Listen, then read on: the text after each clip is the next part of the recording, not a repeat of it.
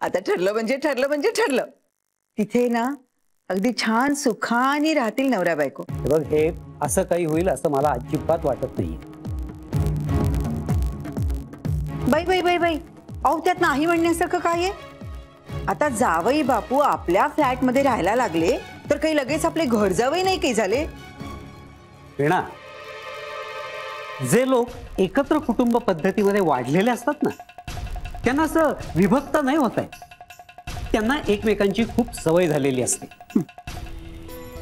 सुखात दुःखात एकमेकांच्या बरोबर असणं हे त्यांच्या अंगवळणी पडलेलं असतं. त्या अशा कुटुंबामध्ये एखाद्याला जरी लागलं ना तरी सगळ्यांना दुखतं.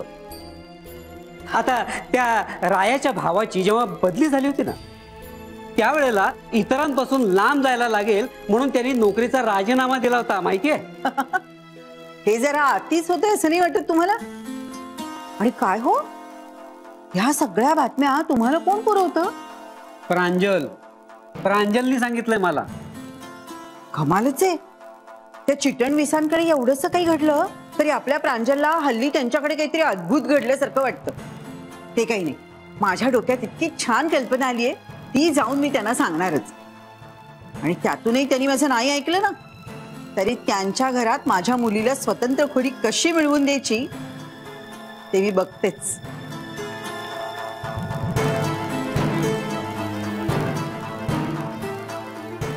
आता हिचा विचार त्यांच्या माथी मारल्याशिवाय हिला काही चैन पडणार नाही.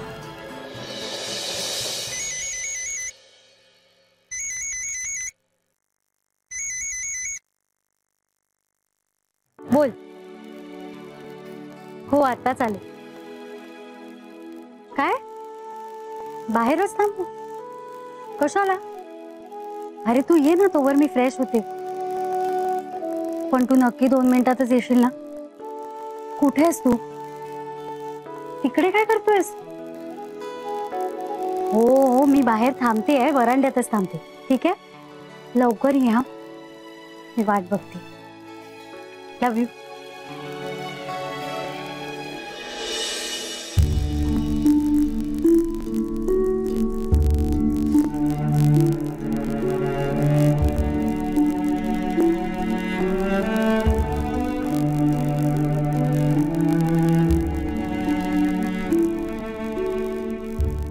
बाबा, काय झालं? काहीच नाही झालं. तुम्ही तुमच्या मित्रांकडे गेला होतात ना मनवाच्या फी साठी? काही झालं का त्याचं? झालं ना. खोटी कारणं ऐकायला मिळाली, खोटे उपदेश ऐकले, खोटी रडगाणी ऐकली. ज्यांना मी माझे जवळचे मित्र समजत होतो ते खरंच किती लांबचे आहेत हे समजलं आज मला. बाबा, काय झालंय? तुम्ही एक काम करा, तुम्ही इथे बसा, मी तुमच्यासाठी पाणी घेऊन येते. नाही, नको, मला काही नको. मला माझी ना सगळ्यावरची वासनाच उडालेली. बाबा, मला सांगा ना. तुम्ही मला सांगितलं तर तुमचं दुःख थोडं कमी होईल. म्हणलं तर सांगण्यासारखं खूप काही आहे, म्हणलं तर काहीच नाही. बाबा, मुलीच्या फीसाठी पैसे मागायला गेलो होतो ग, आणि तेही कर्ज म्हणून. व्याजा सकट कर्ज. सगळे लोक ना माझ्याकडे असं भीक मागायला आल्यासारखं बघत. अरे हे ती लोक आहेत प्रांजल ज्यांना त्यांच्या प्रत्येक अडचणीच्या वेळेला मी मदत केलेली आहे. सगळे सगळं विसरून गेलेले होते. कोणीच मदत करायला तयार नाहीये. कसे करतील ना मदत? अरे प्रत्येकाकडे ना एकापेक्षा एक कारण तयार होती. अरे 2 दिवस आधी यायला होतस, परवाच भाच्याच्या घरासाठी पैसे दिले. अरे मागच्याच आठवड्यात घर डागडुजीला काढलं रे, अख्खी बचत खर्ची झाली माझी. तरी की नेमका चुकीच्या वेळेला आलास तू. अरे मेहुणीच्या लग्नात सगळे पैसे खर्च झाले. अरे मग वर्षभरात घरच्यांसकट यांचे परदेश दौरे कसे काय होतात? एक तर म्हणाला व्याजच परवडणार नाही मला. किती होतं व्याज? ते महत्वाचं नव्हतंच ना प्रांजल. तो फक्त एवढंच सांगत राहिला, व्याज परवडणार नाही, व्याज परवडणार नाही. मी घेतलं समजून त्याला काय म्हणायचं होतं ते. का माहितीये तुला हे सगळं प्रांजल? का? कारण ना ह्या सगळ्यांची घरं, त्यांची मौज मजा, हे सगळं ना त्या लाच खाल्लेल्या पैशांवर चालतं. केलीच मला मदत तर प्रश्न उभा राहतो ना, अरे माझाही पगार ह्यांच्या एवढाच आहे, मग यांच्याकडे एवढे पैसे कुठून आले? आणि समजा दिलेच कोणी मला पैसे, तर मी 4 ठिकाणी जाऊन सांगणार ना की अरे अमक्याने एवढी मदत केली, तमक्याने तेवढी मदत केली. झालं ना, बिंग फुटलं त्यांचं. माझं ना डोकं फुटायची वेळ आली माझ्या. बाबा तुम्ही प्लीज शांत व्हा. अगं कसा शांत होऊ मी? कसं तोंड दाखवू मी? कसं तोंड दाखवू मी मनवाला? काय म्हणेल माहितीये? कसले कुचकामी बापात हो तुम्ही. साधी मुलीच्या फीची व्यवस्था नाही करता आली तुम्हाला. त्यापेक्षा जन्माला घातलं नसतं ना तर बरं झालं असतं. नाही प्रांजल, मी ना, मला तर आता असं वाटायला लागलं ना, मी आयुष्यभर लाच खाल्ली असती तर परवडलं असतं. माझ्या नजरेत मी मेलो असतो कदाचित, पण मुलांच्या नजरेत एक चांगला बाप म्हणून राहिलो असतो. बाबा तुम्ही असा विचार का करता? तुम्ही खूप चांगले आहात. काही चांगला बिगला नाही ग, करंटा बाप आहे मी. मुलांच्या स्वप्नांना पायदळी तुडवणारा ना एक स्वार्थी बाप आहे. मुलांना आधार न देणारा एक अतिशय बेजबाबदार बाप आहे. हा, करेक्ट. बाबा प्लीज असं नका ना म्हणू, प्लीज. आम्हाला सगळ्यांना माहितीये की तुम्ही काय प्रयत्न करत आहात. सगळे खूप विचार करतायत तुमच्याविषयी, खूप खूप प्रेम करतात तुमचं. नाही ग प्रांजल, पण मी ना त्यांच्या प्रेमाला आणि आदराला पात्रच नाही ठरलेलो. मुलीच्या ऍडमिशनच्या परीक्षेमध्ये ना मी सपशेल नापास झालो.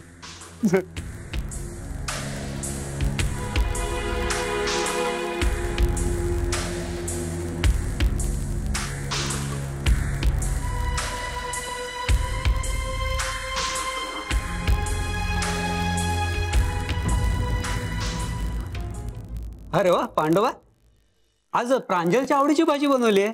होय. आधी सांगितलं असतं तर तिला डब्यात घालून दिली नसती का?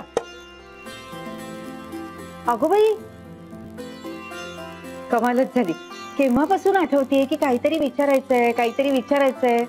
आत्ता आठवलं. काय हो, प्रांजल कशाला आली होती? हे आत्ता आठवलं होय तुला? हो, म्हणजे काय झालं की मगाचपासूनचा सगळा वेळ तुमच्या प्रश्नांची उत्तरं देण्यातच गेला ना. सांगा ना, कशाला आली होती प्रांजल?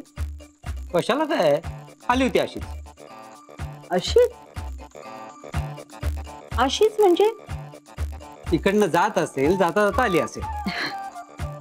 मला का बरं असं वाटतंय की तुम्ही माझ्यापासून काहीतरी लपवताय? लपवायचं काय त्याच्यामध्ये? ती सहजच आली होती ना, मग चेहरा का पडला होता? काय? हो, घ्या बघू माझी शपथ. नाही, शपथ बिपत नको. मग सांगा बघू काय झालं ते. ती रायाची बहीण आहे ना मनवा, तिच्या मेडिकलच्या फीचा प्रॉब्लेम झाला. अगं बाई, हो? म्हणजे नक्की काय झालं? जाऊ दे ना, आपल्याला काय करायचंय त्याच्याशी. असं कसं? काहीतरी नक्कीच मोठा प्रॉब्लेम झालेला असणार. सांगा ना काय झालं. त्या मेडिकलच्या फी साठी त्याला 20 लाख रुपये जमवायचे आणि त्यांच्याकडे नाहीयेत तेवढे पैसे. हा, त्यांनी खूप प्रयत्न केले पण नाही जमले आणि म्हणून प्रांजली इथं आली होती. बाई, आणि तुम्ही त्यांना कबूल करून बसलात की काय, की पैसे देतो म्हणून? नाही, तुम्ही म्हणजे हरिश्चंद्राचा अवतार. तू माझं ऐकून घेणार आहेस का? काय लबाड माणसं आहेत ही. लग्नाला 4 दिवस नाही झाले, प्रांजलला आपल्याकडे पैसे मागायला पाठवलं. म्हणजे प्रियाच्या नवऱ्याच्या वरताण निघाली ही माणसं. हे बघ वीणा, कुठलीही गोष्ट अर्धवट ऐकून त्याच्यावरती बोलू नये. हे बघ, प्रांजल इथं पैसे मागायला आली नव्हती. उलट त्यांनी तिला निक्षून सांगितलं होतं की इथून पैसे मागायचे नाहीत. मग कशाला आली होती ती? ती माझा सल्ला घ्यायला आली आणि मी तो दिला. हा, आता त्याप्रमाणे वागायचं का नाही हे त्यांनी ठरवायचं, तो त्यांचा प्रश्न. म्हणजे शेवटी पैशाचा प्रॉब्लेम आलाच त्या. मी कालच म्हणाले होते, येऊ दे त्यांना पैशाचा प्रॉब्लेम, बघते. तुला आनंद होतोय का? हा छे हो, आनंद कशाला होईल, मला तर उलट दुःखच होते. नाही पण तुझा चेहरा काहीतरी वेगळंच सांगतोय. अहो नाही हो, काहीतरीच काय. हे बघ वीणा, मी तुला सांगून ठेवतो ना, तू याच्यामध्ये पडू नकोस. त्यांना काय करायचं ना ते करू दे, आपल्याला काय करायचंय. छे हो, मी कशाला पडू त्याच्यात. आता तुम्ही दिलाय ना त्यांना सल्ला.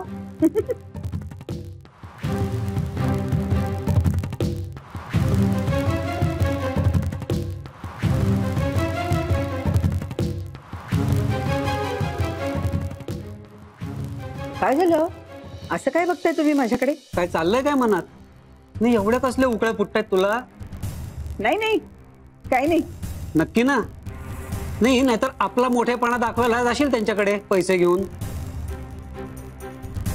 छे हो, असं करायला मला काय काळं कुत्रं चावलंय का? काहीतरीच काय.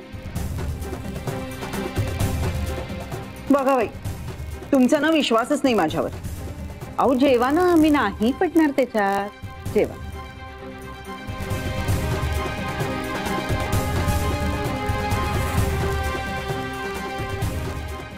जेवा.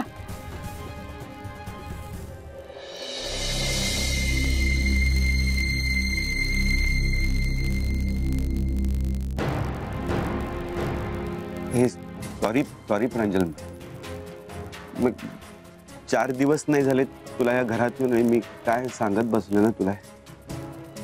हे अगं हे असं सारखं नसतं आपल्या या घरात. नाही खरंच नाही, हे असं अचानक कधीतरी येतो प्रॉब्लेम. आणि बाबा मला माहितीये, ह्यातून मी काहीच निष्कर्ष नाही काढणार. नाही नाही असं नाही, सगळी आशा नाही मी सोडलेली. होईल होईल, काहीतरी होईल होईल. मी बघतो ना, बघतो काहीतरी तर होईलच. मी शेवटपर्यंत प्रयत्न सोडणार नाहीये. हार नाही म्हणलेली मी अजून. बाबा मी पप्पांशी बोलले. हो. काय म्हणाले ते? म्हणजे काही उपाय सांगितला का त्यांनी? हो सांगितला.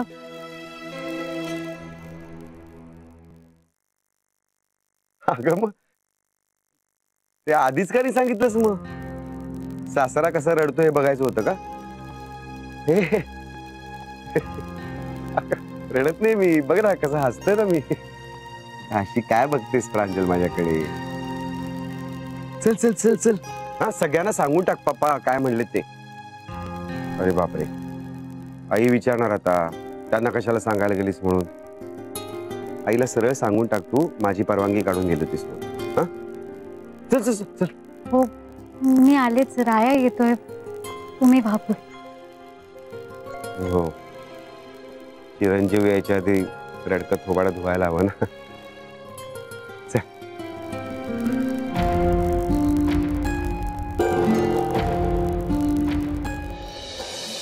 माधवा, काय झालं? नको एवढं मनाला लावून घेऊस रे. आता तुम्ही कमी प्रयत्न केलेत का? यश नाही आलं तर आपण तरी काय करणार आता? मी सगळ्यांना मदत केली ना नेहमी, मग मला गरज आहे तर कुणीच का नाही मदत करत आहे मला? अरे आपण आतापर्यंत सगळ्यांना मदत केली, सगळ्यांच्या आडी अडचणीला आलो, पण म्हणून त्यांनी आपल्याला मदत केलीच पाहिजे असं नाहीये.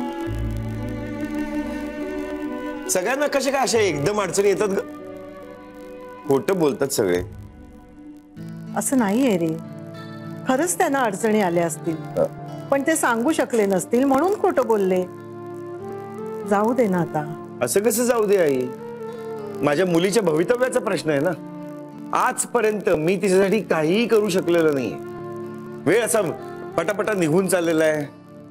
ती मनवा तर बिचारी, तिच्या डोक्यात काय विचार चालले असतील ना काय माहिती.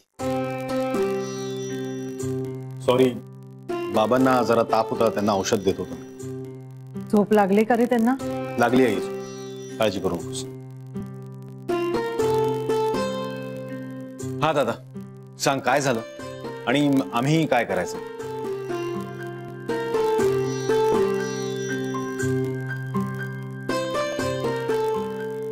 आणि हे काय फुल कोरम का नाहीये? म्हणजे मुकुंदा आणि ऋता कुठे आहेत? ए राया, जा मुकुंदा आणि ऋता कुठे बघ, त्यांना बोलवून आण ना. नाही नाही नाही नको, मीच त्यांना आतमध्ये थांबायला सांगितले. का? अगं आधीच मुकुंदाच्या डोक्यावर बिझनेसचं टेन्शन आहे, त्यात नवीन टेन्शन कशाला हवं आता. तू सांग आता काय ठरवलेस ते. माझ्या समोरचे तर सगळे दरवाजे बंद झालेले. आता ना माझं डोकंच चालत नाही काय करायचंय. अरे असे हातपाय गाळून कसं चालेल? काहीतरी उपाय असेलच ना, फक्त तो आपल्याला दिसत नाही एवढंच. तसा एक उपाय आहे. काय उपाय आहे बाबा? मलाही अजून नीट नाही कळलेला तो. आता नीट सांगणार आहेस का काय ते? हा म्हणजे तो उपाय प्रांजलला तुम्हाला सगळ्यांना काहीतरी सांगायचंय.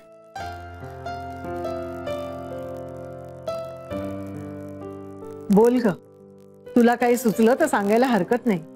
सकाळी काय झालं ते मी ऐकलं आणि मला असं वाटलं की पप्पा ह्यातून काहीतरी मार्ग काढू शकतील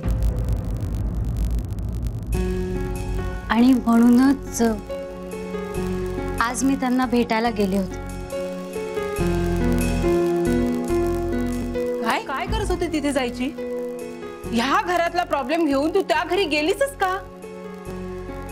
नाहीतर काय, प्रांजल हे मलाच काय कोणालाही आवडणार नाही.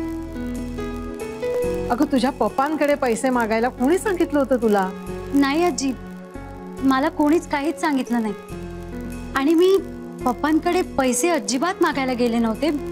मी फक्त पैसे कसे उभे करायचे हे विचारायला त्यांचा सल्ला घ्यायला गेले होते.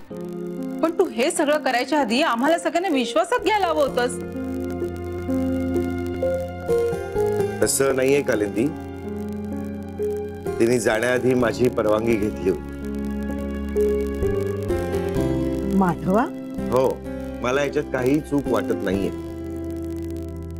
फक्त सल्ला मागायला गेली होती ना ती. नाही आई, मलाही काही प्रॉब्लेम वाटत नाही. प्रांजल, काय म्हणाले तुझे पप्पा? त्यांनी काहीतरी करेक्ट मार्ग सांगितला असेल. अत्यंत समजूतदार माणूस आहे.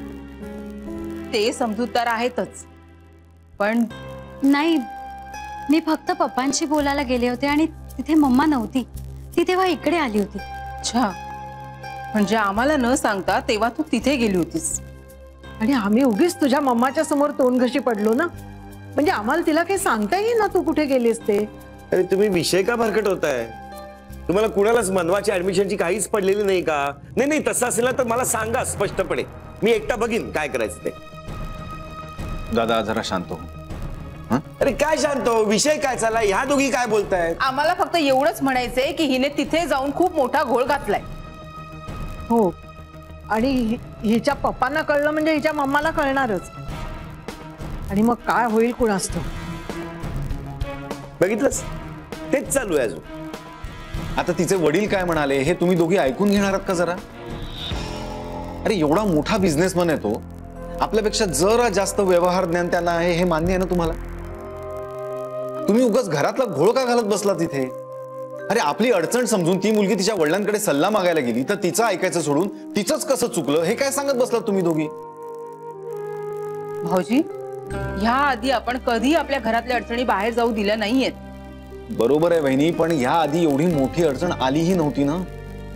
आणि काय हो, सकाळी दादा आज त्याच्या सगळ्या मित्रांकडे पैसे मागायला गेला तेव्हा तुम्हाला नाही वाटलं की घरातल्या गोष्टी बाहेर जात आहेत म्हणून? आणि आई, माझ्या वेळेस जेव्हा प्रॉब्लेम आला तेव्हा तू आणि बाबा नातेवाईकांकडे पैसे मागायला गेला तेव्हा तुम्हाला नाही वाटलं की घरातल्या अडचणी जगासमोर जात आहेत म्हणून?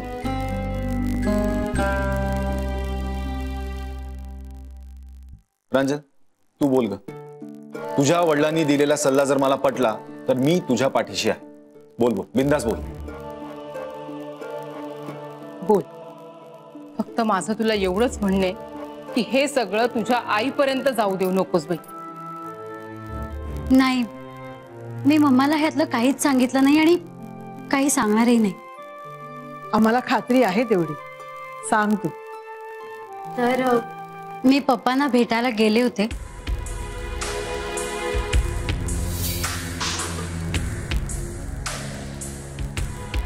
घर बँकेकडे गहाण ठेवायचं, लोन द्यायचं आणि मग त्याचे हप्ते फेडायचे.